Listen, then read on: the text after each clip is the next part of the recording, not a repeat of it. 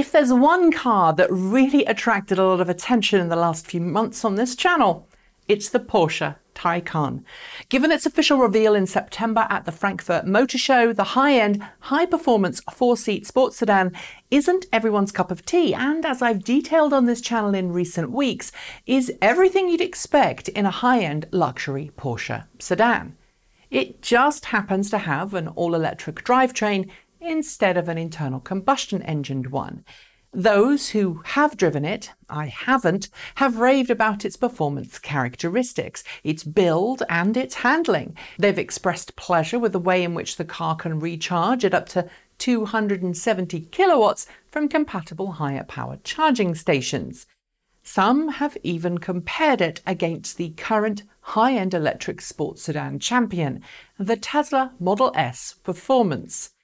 And while I don't like comparing the two cars, because I genuinely feel the Porsche Taycan is in a different market to the Model S thanks to its price and just the type of vehicle it is, Porsche has just made it a whole lot easier to compare the two. How?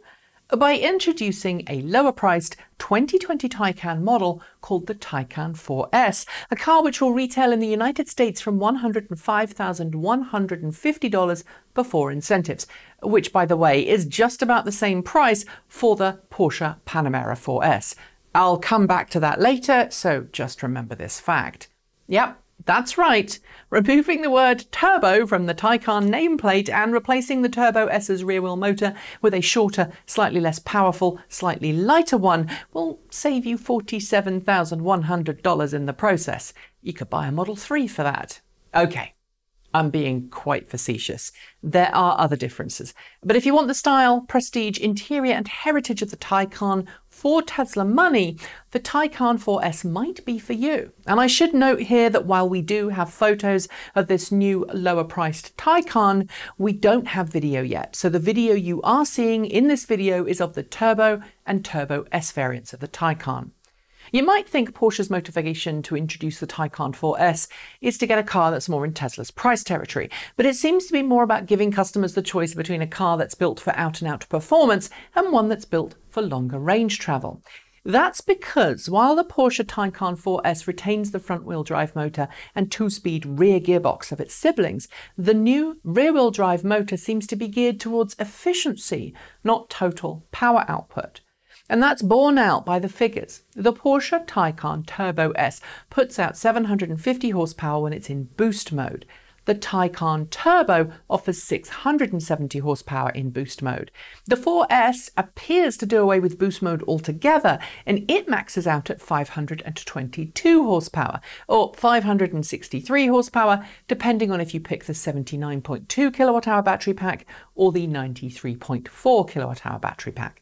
While you'd expect the lower capacity, lower priced Taycan 4S to have a shorter range compared to the Turbo and Turbo S, it does, managing 407 kilometers, the Taycan 4S, when paired with a larger capacity so-called Performance Battery Plus, which increases the sticker price to $111,730, manages 463 kilometers per charge. That's more than either the Turbo or the Turbo S offers in terms of range. The trade-off? A slower sprint time of 4 seconds. Compared to a Model S Performance and both the Taycan Turbo and Taycan Turbo S, that is slow. But compared to every other electric car out there, well, frankly, that's still darned quick. Rapid charging is the same as you'd find in the rest of a Taycan family, so you're not missing out on lower range and then lower speed charging. 50 kilowatt rapid charging is still standard, and you'll have to pay an optional extra, as you do with the rest of the Taycan family, to get 150 kilowatt quick charging. But interestingly, 800 volt quick charging is standard on both of these new lower cost variants, as it is for the Turbo and Turbo S. The only minor setback is with the smaller Performance 79.2 kilowatt-hour battery pack. You will see the charger top out at 225 kilowatts when operating at 800 volts, although the larger Performance Plus battery pack will match the 270 kilowatt capabilities of the other Taycans when charging at a high-power next-generation CCS charging station. So by now, I guess you're probably wondering if this is a car that was introduced in order to compete against the Model S or not. Some of you probably think it is, but I'm still not sure that's the case. It's more expensive than a Model S, and as I've said before, it's a car that was built with a focus on a different set of things to Tesla's legendary sedan.